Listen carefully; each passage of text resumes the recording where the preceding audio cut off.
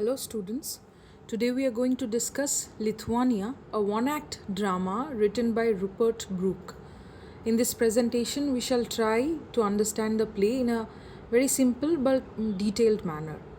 So we'll begin with a brief introduction to the playwright, and then we'll move on to the features of one-act play, the setting, the characters, the plot, and finally we'll also explore the major themes and the dramatic significance of this piece of work.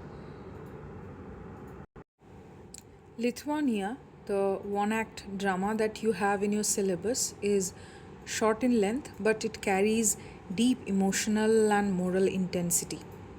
So, although Rupert Brooke, if we talk about Rupert Brooke, he's popularly known as poet, especially for his war sonnets, but this play shows another very important side of his literary talent, that is his ability to create suspense, psychological tension, and tragic irony within a very limited dramatic space. So let us begin with our discussion of Lithuania. Now, before discussing the play, let us know a little about the writer. I have highlighted a few points here. So, Rupert Brooke was born in the year 1887 and he died in the year 1915. He was an English poet and writer of the early 20th century, and he is remembered as one of the major voices of the Georgian period in English literature. Now, most of the students who have read his work mainly know him for his poetry, especially the sonnets that are connected with war, patriotism, and idealism. However, Rupert Brooke was not only a poet, he has experimented with this one act drama that we are going to read, that is Lithuania. It is a very good example of his dramatic writing. This play was written in the year in 1912, and later it was published in the year 1915, and later on it went for theatrical production also, which shows that it was not merely written to be read but also to be performed. Now, what makes Brooke important here is in this play is that he has shown interest in human psychology, moral conflict, and the dramatic action, the compressed dramatic action, which is within this one act play. In a very short space, he creates a complete tragic situation. While we read this play, we must keep in mind one important thing, that Brooke is not only writing a story, he is building an atmosphere of tension and emotional shock that will come across. Now, let us understand the genre of the play. Lithuania is one act drama, as I have told you all earlier. If I talk about one act drama, it is a dramatic composition that presents a complete story or a conflict which is compressed within a single act. You will find that it does not have multiple acts or maybe extended subplots. It is very short, concentrated, and tightly structured. So, and other important features that you will find in the play in a one act drama is that it has a limited number of characters. The setting is usually a single one, and you will find as soon as you start reading, you will find a quickly developing conflict, and soon you'll find a strong ending. So, because the structure is compact, every dialogue, every movement, every pause, and every stage direction becomes very important for the readers. And all these features you will exactly see or find out while you're reading Lithuania. You'll find that the entire action of this drama takes place in one hut. The action takes place within one evening and with a very small group of characters. Now, there's no unnecessary expansion. Everything moves steadily, moves towards the climax.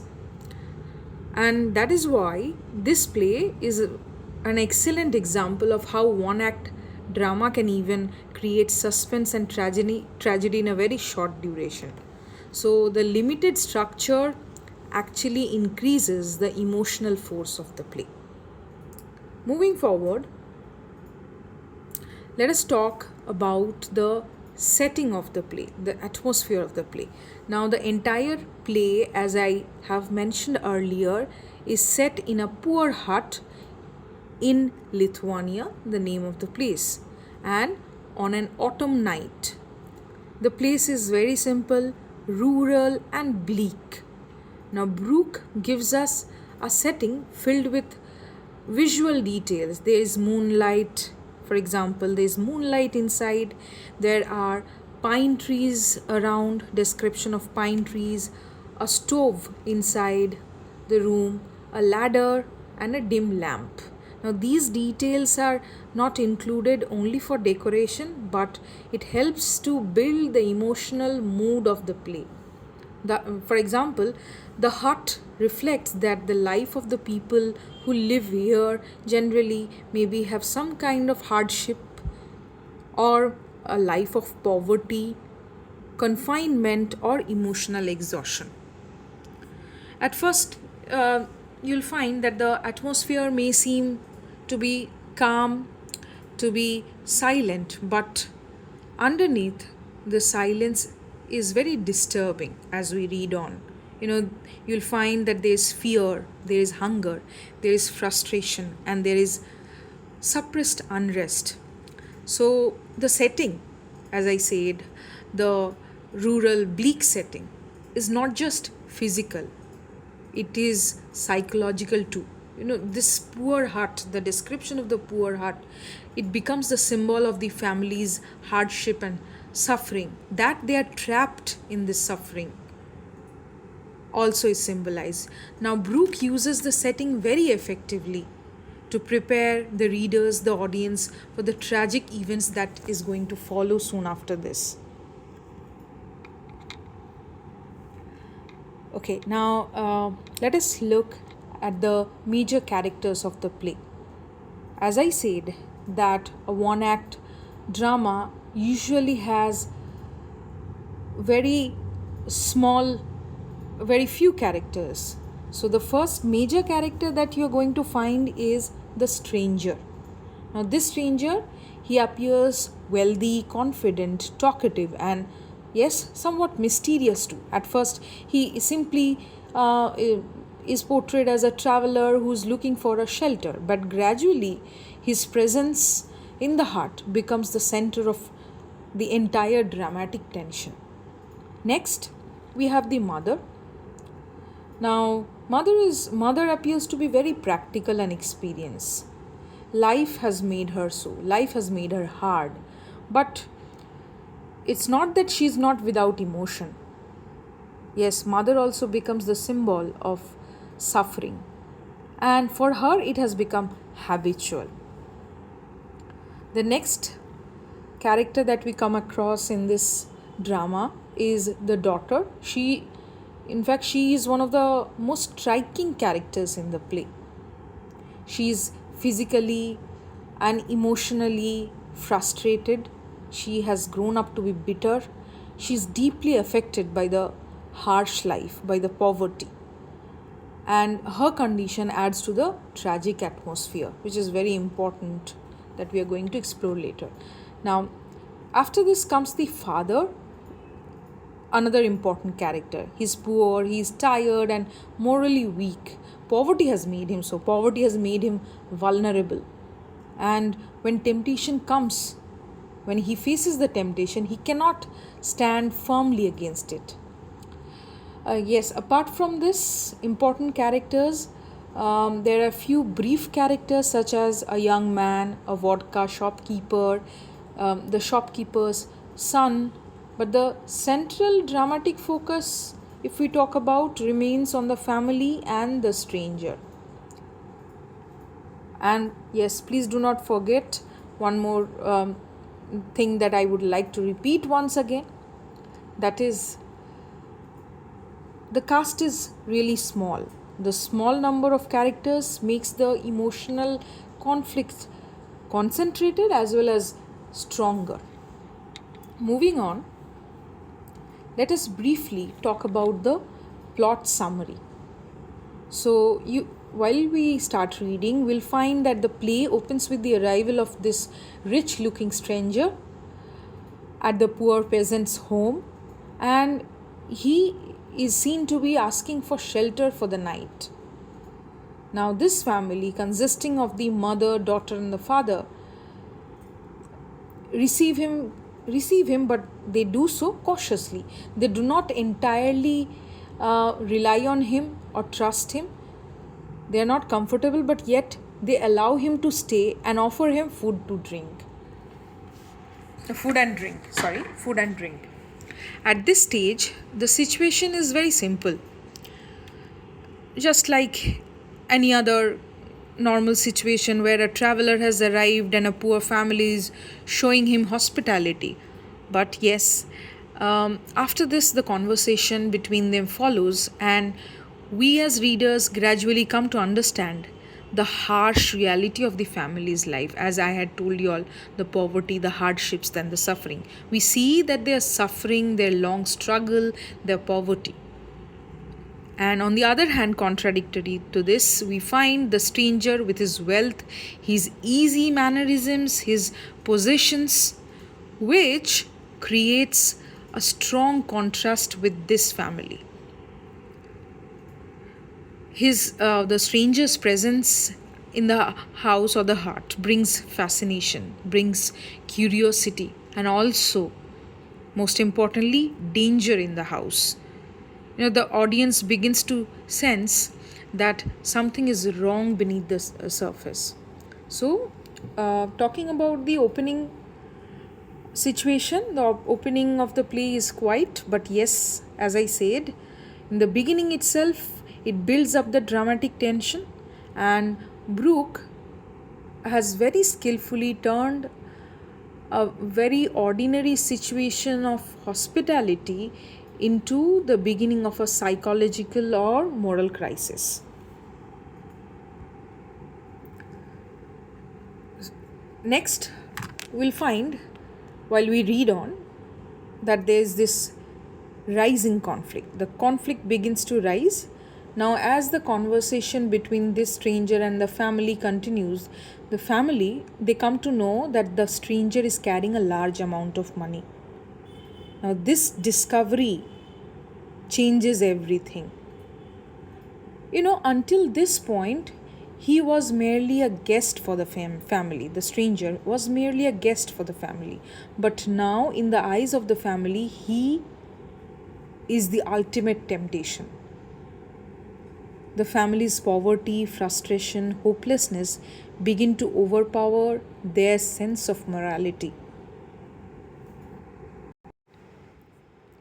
All of a sudden, the family starts thinking not of the stranger as a human being, but as an opportunity, a golden opportunity. The father, the mother, and the daughter, all of them begin to imagine what this money could do for them.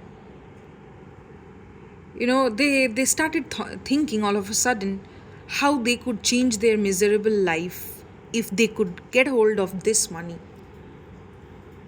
And with that thought, they were thrilled that this would bring them comfort, this would bring them relief or escape from the hardships and the suffering. Now, exactly at this point of time, Brooke shows the psychological insight, which, in question answers, in exams, this part is very important. He does not, Rupert Brooke, he does not present the family as villains from the beginning. He actually wants to show that that they have been deprived of a proper life, and how this deprivation has distorted their human thinking. Rupert Brooke shows that. It's just not that the family is shown as villains. The pressure of poverty has weakened their moral judgment. This family, the same family who, without knowing anything about the stranger, had welcomed the stranger into the house and showed the stranger hospitality, now all of a sudden have moved from hospitality to greed. So the stranger becomes just more than a traveler. We can say that he has become a test of the conscience for the family. And yes, what is the result? Do they pass or do they fail in the test? Unfortunately, the family fails that test. That we come to know in the end of the play. Moving on to the climax and revelation, which is the most important part of the play. So, this family, consisting of the father, mother, and the daughter, they are driven by greed. They are driven by desperation, a desperation to lead a better life. So, driven by these, the family finally decides to attack the stranger. They kill him. And the only motive of this was in order to seize his wealth. And at this point, the action of the play reaches its tragic peak. All the tension, all the conflict that had been building up slowly now explodes and explodes into violence. But the true shock of the play comes after the murder. Just wait for it. When we read, we'll find that after killing the stranger, the family discovers something very grave. The family discovers the truth that this stranger whom they have just ended up killing is actually their long lost son. And the son had returned home carrying money, but the family, they failed to recognize him. So, what seemed to be a murder, which was caused by greed, turns into something far more terrible. Just not a murder, but a murder within the family, a crime of tragic irony. Now, this revelation completely changes the emotional meaning of the play. The family has not only committed the murder, but they have destroyed the very person because of whom they would have enjoyed a moment of joy. They would have enjoyed a moment of reunion. Now the ending is very impactful. It leaves the audience with a powerful sense of shock, guilt, pity, as well as horror.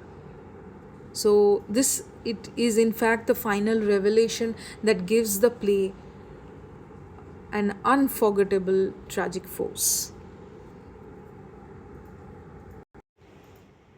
Now, let us discuss about the major themes of the play, which is very important for the semester examinations, because most of the questions from the play are set upon the major themes.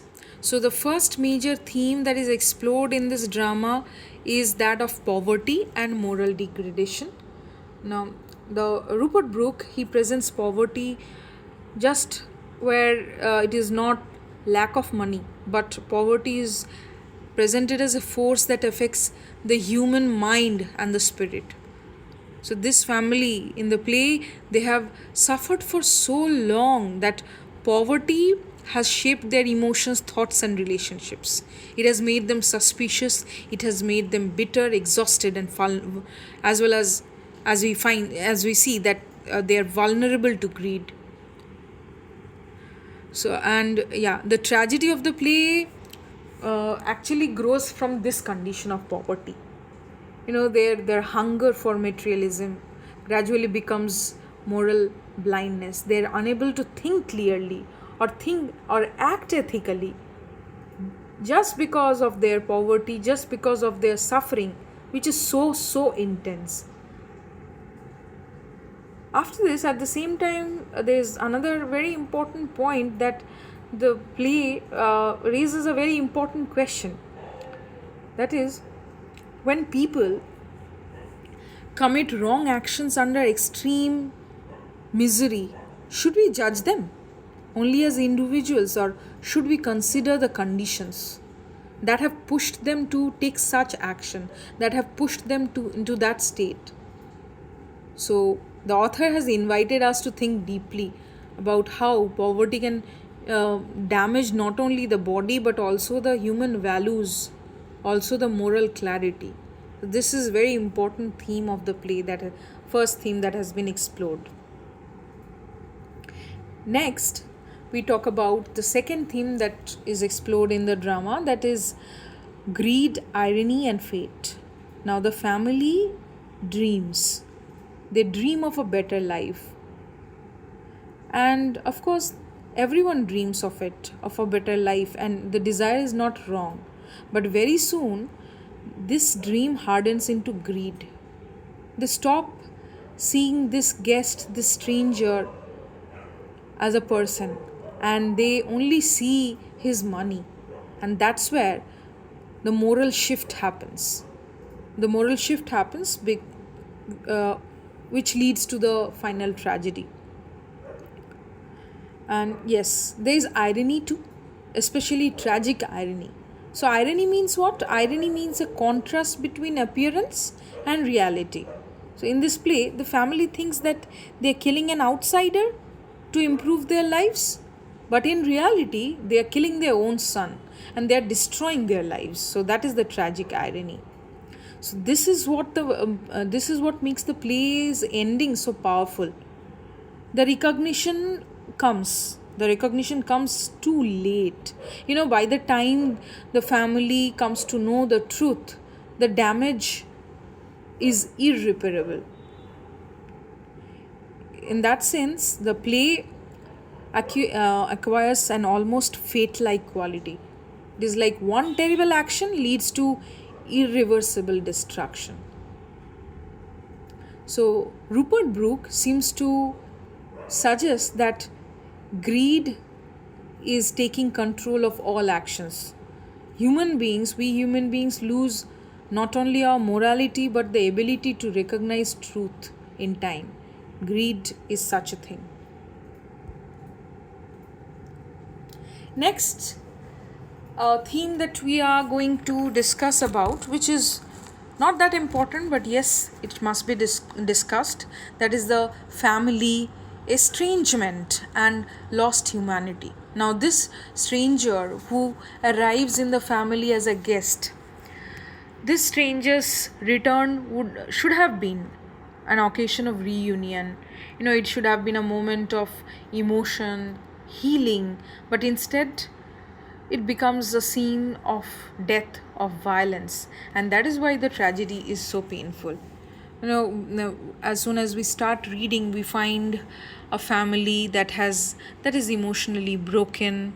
Years of suffering has weakened all kind of love, trust, and tenderness in them. This stranger who arrives, though this stranger is related to them by blood, he is no longer recognized as a belonging to them. So, in this sense, we can say that the play is not only about poverty; it is also about estrangement. The family has, what I mean to say, the family has become alienated not just from society but also from humanity. The emotional bond that would have protected the stranger, that is absolutely absent, and this makes the ending absolutely devastating. The tragedy lies not only in death but in the complete collapse of the human connection. Having explored all the themes, let us now conclude this presentation. So, concludingly,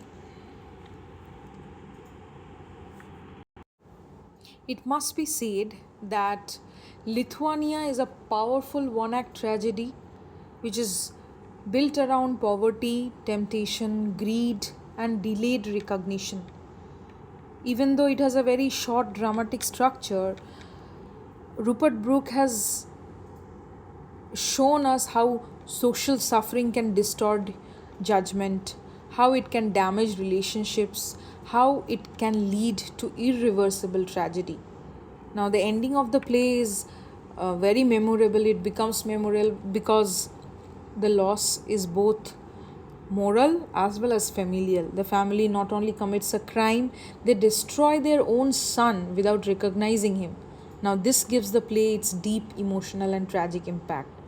So, overall, the play is important not only as a dramatic text but also as a human document. It forces us to ask serious questions about poverty, about morality, about family, about human weakness.